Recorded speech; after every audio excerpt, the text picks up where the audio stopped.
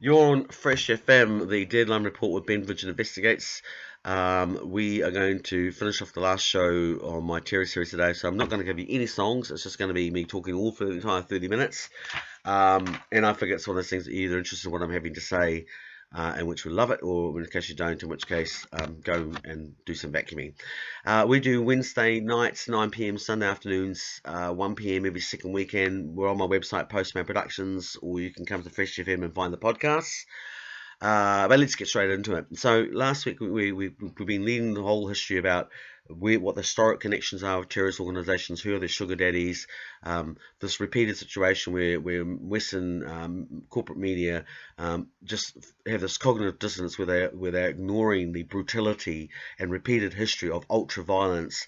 And done in a covert and deceptive manner by our Western intelligence services and our military industrial complex time and time and time again. So they act all like, why are people suspicious of government? Why are there conspiracy theories? And to my reply, as someone who has both been inside the military, as someone who's got academic qualifications studying terrorism and spent 30 years reporting this matters, is people have conspiracy theories because our governments are not very trustworthy. And until they learn that lesson, then people will come up with some very interesting ideas, and a lot of the time those interesting ideas are based in very reasonable and logical reasons to be suspicious. Sometimes people do. Some people get on the internet and they look at stuff and they're not necessarily, they're good at collecting information, but they haven't quite learned the art of discerning, and I've covered that issue beforehand. But overall, people are not stupid. So when you look at the theme and that people are coming away from, there are some recurring themes which are quite legitimate. Well, this, of course, brings us to the issue of March 15th itself. And I'm going to try and cover this as quickly as possible and as detailed as possible, do two things at once, which seem paradoxical. But I'll try and keep it at a sort of like package level so that you can actually follow me, because there's a lot to cram in a very short time. So on March 15th, Brenton Tarrant went into the mosque opposite Hagley Park, where I used to go for my runs every day or bike past on my way to university, where I studied terrorism and was a member of the Territorial Armed Forces for 6 years. And he engaged in an act where he killed 52 people while all the signs that there were red flags about this Brenton Tarrant would come to New Zealand, back to New Zealand, having already been here in 2010, a period of history which nobody wants to talk about or seems to know a lot about, or no one's saying a lot. There were signs even on the day that they were given. There were text messaging sent to the mosque saying that there was a threat passed on to intelligence services police who chose not to react. At the gathering, the equivalent of where the gatherings held in Canaan Downs and Mochquaker, Brenton Tarrant had been known to say, in the company of a woman called Neve, various remarks which alarmed them, and said to people, that we need to go to the cops about this. We know in Dunedin that he was saying things that was drawing his attention. Again, people going to authorities about his odd behaviour. We know that he was involved in connection to a shooting club in Christchurch, in Dunedin, the Rifle Club, which in turn was affiliated with the Pistol Club, where only 2 years beforehand, 20,000 rounds and multiple handguns and weapons had been taken out of an unlocked safe. And think about that for a second, an unlocked safe in the Pistol Club in Dunedin. Both those clubs were known to have affiliations to people that were very far right wing types. They were used for the police trainings, but they were also used for training purposes by people like Jeff Todd, or the Todd Group. Again, this is one of these security / mercenary trainers that keep popping up. Again, had that overlap with these groups of interest. We know that the group that carried out the big raid of the pistols from the Pistol Club was the Bandidos motorcycle gang. We know that the former leadership of the Bandidos were made up of people that were originally from the Southern Vikings motorcycle gang, which has its origins as a white power neo-Nazi organisation, as does the Road Knights, which are also very much made up of, merged into these days into the Bandidos. So again, we had events happening in Dunedin which should have been red flagging authorities, wrapped around weapons, wrapped around lots of, excessive amounts of ammunition going to the black market. Somehow he managed to get through all those nets and avoid it and carry out the shooting on the day.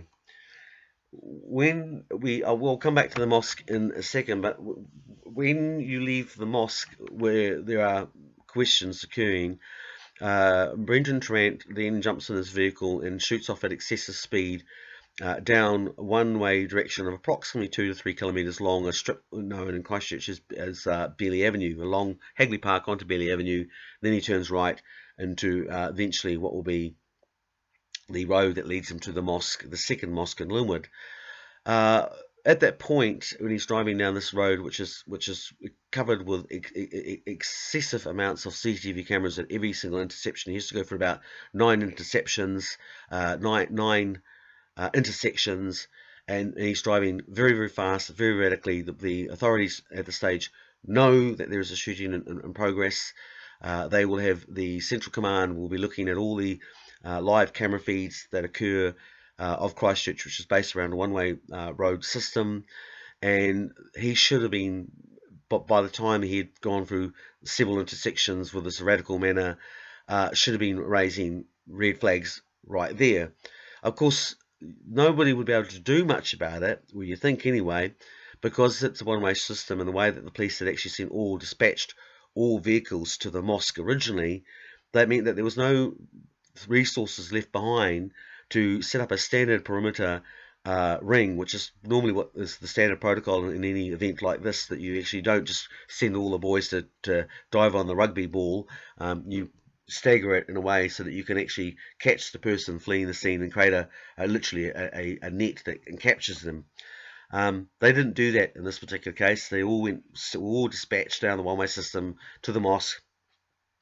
Although when Brenton Tarrant's tape ran out, when he was taping the event, and he had on a camera with low resolution settings, he ran out at about 15 minutes, which around about 12 minutes, I think. But the actual point, physical location of that is, it's on Bailey Avenue, opposite a little lane that shoots off Bailey Avenue called Paladin Lane. The whole crusade thing is kind of a weird thing that pops up again synchronistically in this. Obviously Christchurch's rugby team were the Crusaders. You're in Christchurch. And I talked to you beforehand about that whole reoccurring right Christian conservative fundamentalism that has a repeating. It's the only thing that actually causes violence in the Pacific. It's not Islamic. It's actually, so far, it's the scores. The Jesus squad's I think 6-0 up on that front. But that's Paladin Lane, the Murray Industrial Park, where there's a big pyramid-shaped building which is bakes onto the Barbados Cemetery, and right, Frank, the front building is the headquarters of the Regional Southern Command for Police Headquarters. The building actually is empty because of the Christchurch earthquake, so the Brenton Trent basically his camera cuts out straight outside of that particular police building. It's in an area which marks as being, says signs posted as heavy trend, as his heavy surveillance area. He stops right outside the building, which in front of it has a big radio transmitter capable of jamming a cell, which is what people reported on the day was occurring. And if you go across the road, you'll see a big banner for tower facial recognition cameras and a series of houses all line up that go around the corner. They all got the same fences. They've all got one-way mirrors. They've all got very, very sensitive cameras. And all those buildings, I understand, are actually occupied by the police who do various work in those. And that was a little police hub. So that's where Brenton Trent's camera cuts out. He then turns right. He ends up at the mosque in Linwood. The version of events that happened at the Linwood Mosque can be basically, I can sum that up as saying is everything that was described that happened at the Linwood Mosque in the mainstream media is fundamentally accurate. I give it a say. I have no problems with the Linwood story at all, 99%. And the reason why I say that is because when I got there and I walked around, I went and talked to people like Chris Nichols, who runs the company called Premium Tires, which is across the road from the Linwood Mosque, and him and his colleagues were witnessing events take place, and so he was looking directly onto the mosque. I say that because I went and spoke to the people that manage the homebrew facility next to the mosque, which is called Shout Out. I spoke to people like Matt Williams, who was actually heading down the road at the time in the opposite direction on the other side of the road, as the event took place, who was at that time having a drink at the Nugget Bar when I met him when I was doing my canvassing. And these 3 points of references, plus the people that we spoke to inside of the mosque, and these were people that we spoke to inside of the mosque that were um, either introduced to us by people that we were I knew that were long-term Christchurch people, who knew these people for various long times, or they were people that were able to vouch for these people, saying, I've known that person, he's been in Christchurch for 6 to 8 years. So our people who were speaking inside of the mosques were very vetted, and there was no question about them being plants or any of the suggestions that people out there saying we pretty much all had all our angles covered. We also had the access to the CTV cameras that were looking at the event from Shout Out, which couldn't see the actual footage of the event, but we could see what they could see. We could see the timestamp on their camera. We could cross-reference against what was reported in the newspapers, cross-reference against the hotels around the original mosque, which then again verified and gave credibility to the timeframes that were provided. People talked about multiple gunmen actually taking place at the Linwood Mosque, and I even spoke to one person in the mosque who suggested that there were multiple gunmen. Again, the mainstream media wants to claim credit for being, trust us, we know what we're doing. Well, they were the original source of the multiple gunman stories, which is because they published stuff before actually checking their facts or establishing that when the head of the police turned around and said, or Jacinda Ardern in fact said, oh yes, our information is verified, which it was again an era which no one has ever taken accountability responsibility for. But the reason why there were multiple gunmen at the mosque in Linwood, and I started to get the picture, and I spoke to a few of my mates that were still in the army, and I'd say to people like Chris Nichols, were these guys wearing like the jersey, were they like kind of a pale olive green kind of thing, and they had all like green meshes over their face, and they confirm it. And what we were actually seeing was 3 Commando, the Australian 3 Commando units that were in Christchurch on that day. There were 3 counter-terrorism exercises taking place, so 1 sniper event, 1 Air Force logistical event, which was called Night Owl or Nocular Owl, and then there was a 3rd event which took place at the Princess Margaret Hospital with the 2 police officers, Jim Manning and Scott Choumady, Choumady. But the Australians were the people that were the multiple gunmen in the scene. They turned up after the event. They got within about 30 seconds of actually. They got there pretty bloody quick, and their action saved a lot of lives that day. I could see the groupings of his car afterwards. They were incredibly accurate. Versus I could see where his bullets had gone wild and fired away and blown out places like the KFC window. But basically, my understanding was that the 3 Commando guys were told on that day when these guys were told to stand down by the New Zealand police, which is in breach of what would be expected to be the normal protocols. The 3 Commando basically stuck their fingers in the air and went, "Well, fuck you! You can't fucking fire us, Skippy. We're gonna jab these bastards." And so they did what the SAS wanted to do, and in result managed to actually save a lot of lives by saying, "Screw you! We're not following those orders because they're dumb orders." So to the boys at 3 Commando, thank you very much. It's a very confusing situation when you're dealing with a lot of things like Special Forces Intelligence Services. You also always have to realise that for every crook that's actually out there are actually people out there that actually are genuinely trying to do the jobs well, and that there is, in fact, I would say more often than not, that is the case. Unfortunately, we have so many exceptions that we obviously need to have a bit more retrospective self-inspection of what's going on, because it does happen time and time again. When Brenton Tarrant left the Linwood Mosque and he shot off at the stage, fleeing the space, and I spoke to the man that actually engaged him as well, and he gave me a very interesting perspective about what happened at Christchurch Mosque afterwards, in terms of how the Prime Minister effectively used those people for selfie opportunities, but once the cameras were off, in the interest of godliness, they were largely left, they were left behind and forgotten.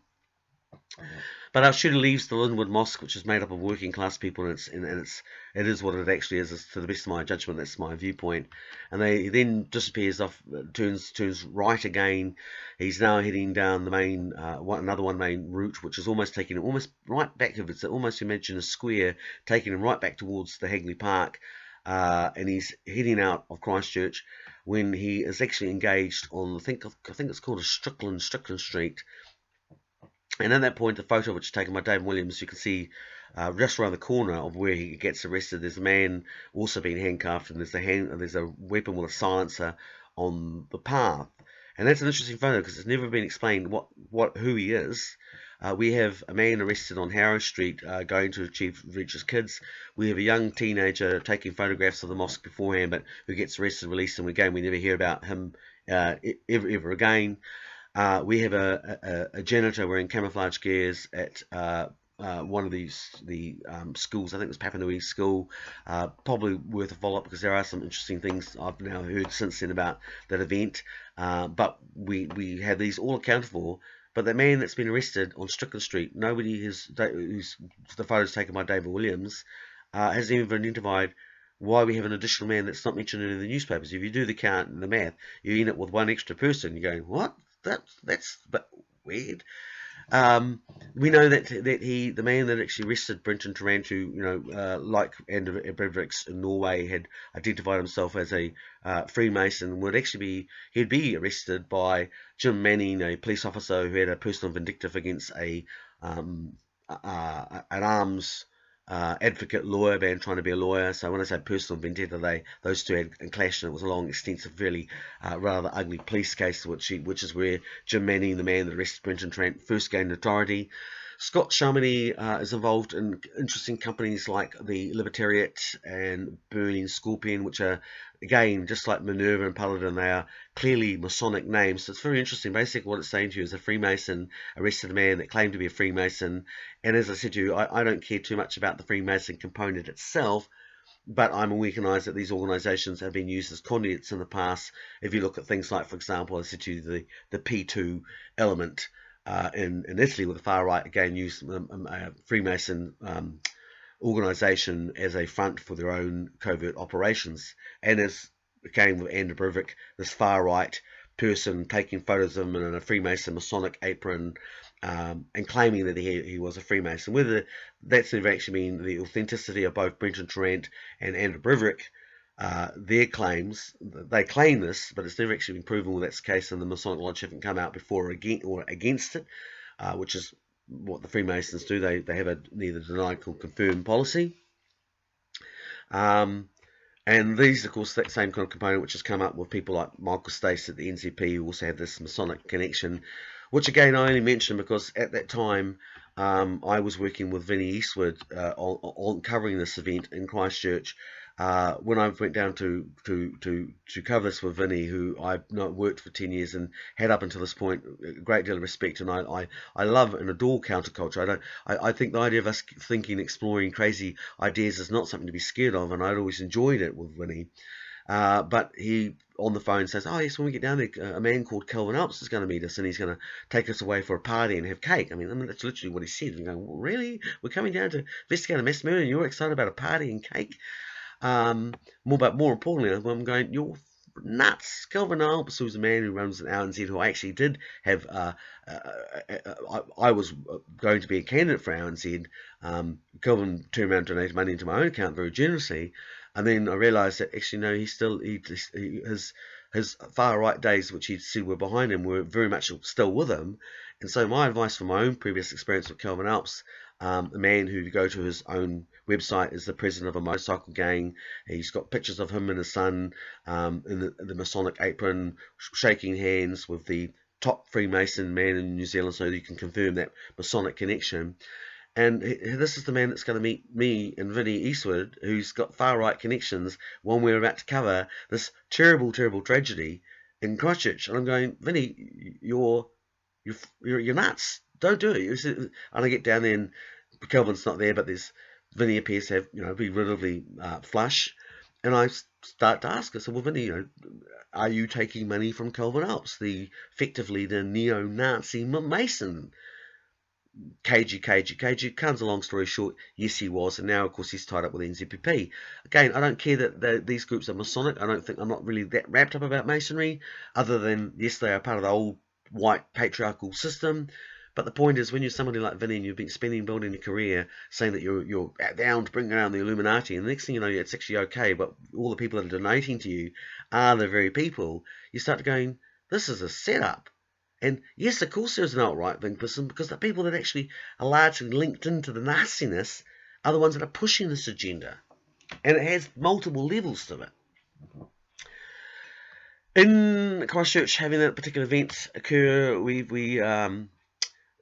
course, the other interesting accentuation on that point, which I'm going to mention, is that the Jim Manning and Scott Charmody have been having their exercise at Princess Margaret Hospital, which is actually built on the head. Remember, I told you about the Police Intelligence Regional Headquarters? Well, this was built on the old military headquarters for Southern Regional Command, which is literally built like a Winston Churchill secret bunker in the ground. And when you go to the hospital, which is what I did, and I only found out about the secret tunnel completely by coincidence, and I found out this extremely interesting history about Christchurch and its tunnel networks and mind-blowing stuff. You have to wait till the book comes out, because I don't have time to explain everything I found. But what I did find was a tunnel network which led me right up to the sign of the Takaka, where I walked straight through the doors, and there's a big glass window of the two Bao and Jacob of the Masonic columns there with an all-seeing eye. Again, lots and lots of incredible stuff, which you'll have to wait for the book to actually come out. But I basically, going to the hospital, found myself hitting this jackpot of the old boys network, and that was right. That was when you lifted the rock and you looked at one underneath all of it. It was just full of this whole white patriarchal elite global, we're willing to do all sorts of nasty things to hold on to power. And it's basically, when you actually look about what it's all about, is the Christchurch was about the water control. And everyone got so wrapped up about what was happening with the mosque, we didn't turn around and look at all how the town city's been absolutely carved up and land grabbed by these big powerful interest groups that are completely old boy network based. But we're so busy worrying about this particular event, we're not seeing actually the big event. So this was happening, essentially, like at the hospital, and then I came back from there. Come back to the mosque where it all actually began. I got to walk around inside the mosque, and I got to speak to people like Muhammad Khan, the president of the mosque, a very, very lovely man who was very generous with his time. But I also noted, unlike the Linwood Mosque, which I said to you before, and I'm absolutely fine with what went down there, I found myself looking at series of inconsistencies and things that just did not actually add up at the Hagley Mosque, or because the long things. So first of all, things like the people that were alongside the President Muhammad Khan. There was also there were some very, very hard dudes that were acting as his minders, and when I started to look more into history, I went, well, actually, just like the mosque in Brooklyn, this is a mosque which has actually got a history of actually recruiting people and sending them to basically wars overseas, which is in the past we've had these cases of some of these alt-right people who've been fighting conflicts right next to actually Islamic mercenaries, so far-right mercenaries, Islamic mercenaries, which is a connection which goes all the way back to World War II. So this was a mosque with a history, and then the Linwood people themselves would call it the Saudi mosque, fundamentally because of the fact that it was funded by the Saudi Arabian government, which is the government that's behind the Wahhabism form of Islam, which is sort of extreme Islam, radical Islam, and obviously also have a very brutal history, and one of the chief finances of the whole Taliban invasion, or mercenaries in Soviet-occupied Afghanistan. Very, very close partners with the Iran-Contra. Basically, dollar for dollar, for every dollar that the Iran-Contra raised for Project Democracy, the Saudis would spend a dollar, also funding basically right-wing terrorism right alongside the American government, whose men were in town within hours of the Christchurch event, which makes me actually wonder sometimes whether or not the FBI were already actually in Christchurch on the day of the event. And when that happens, so that's the case, I'm reminded of what happened in numerous cases, including the original World Trade Center bombing, where the FBI had actually been running and had the man that was responsible for the terrorist attack fundamentally was an informant who they expected to kind of set up a situation where they catch them in the act and get the full pat on the back and the full brownie points, but it all went terribly wrong.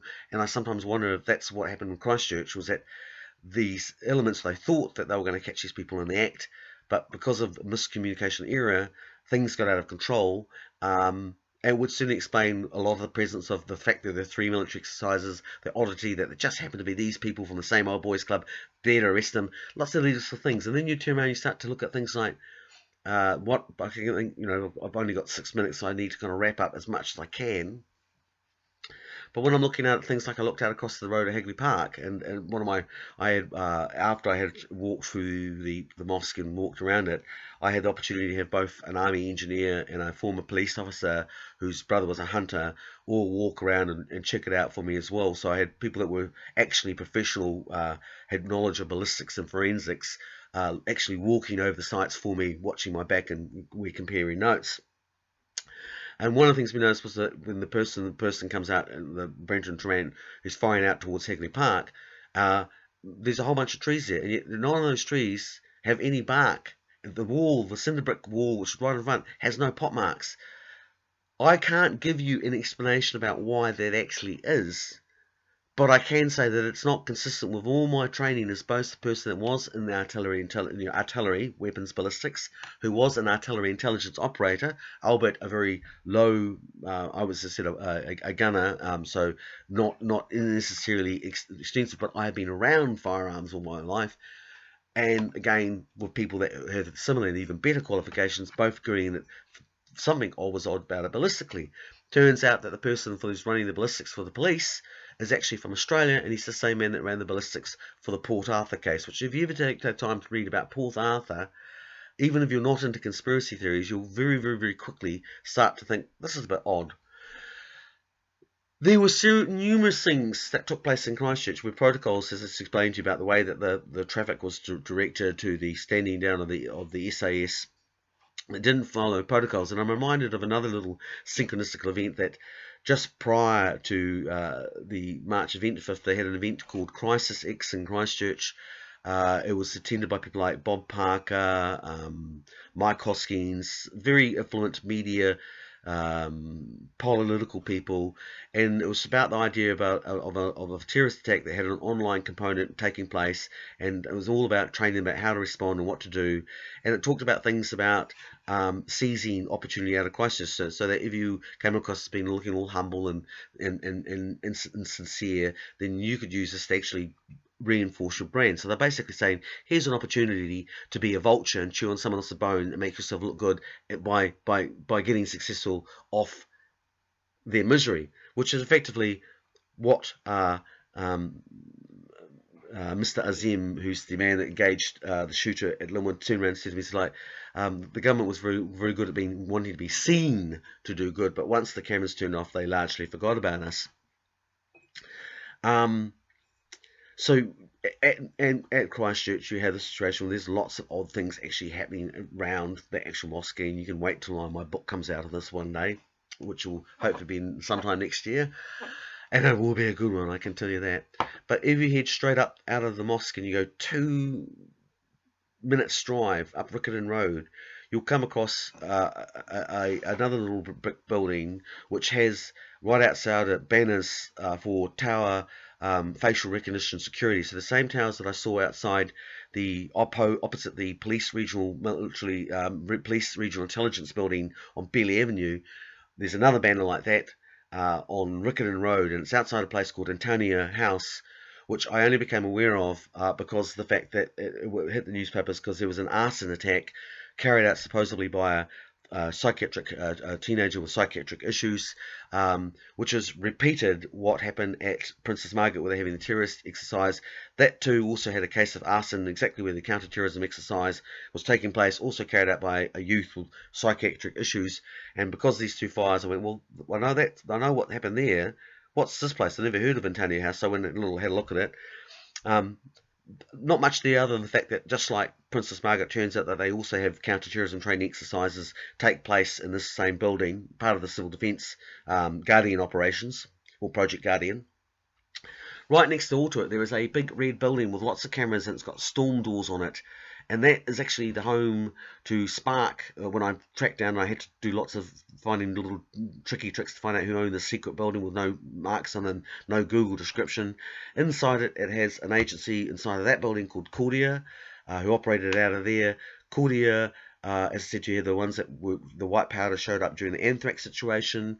Now you look at on the newspapers, you'll find two cases, one in Dunedin, one in Auckland, where there have been supposed bomb attempts, which just turned out to be much ado about nothing. But they both happen outside of Cordia, which is this building, which when you look at it, is actually full of ex-American and ex-British spooks, which has its origins in doing propaganda and deception for the state during World War II, back in the days when Hitler was running Islamic neo-Nazi saboteurs, which we would later, 50 years later, come to know as Al-Qaeda.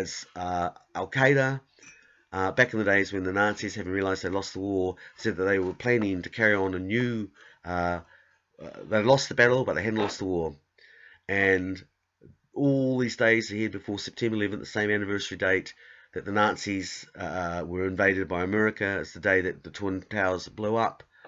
As we head more and more towards a totalitarian state situation where more and more anti-terrorism laws are passed by intelligence services that have a serial history of working with terrorist organisations and creating them. This is Ben Vidgen on the Deadline Report. You're listening to Fresh FM. Please visit my website, Ben Vidgen Postman Productions. There's a little donation box. Feel free to give, because this is how we actually make this happen. For the last 4 weeks, I've been entertaining you with our terror special. I hope you have learned something that you didn't know before. Take care, everybody.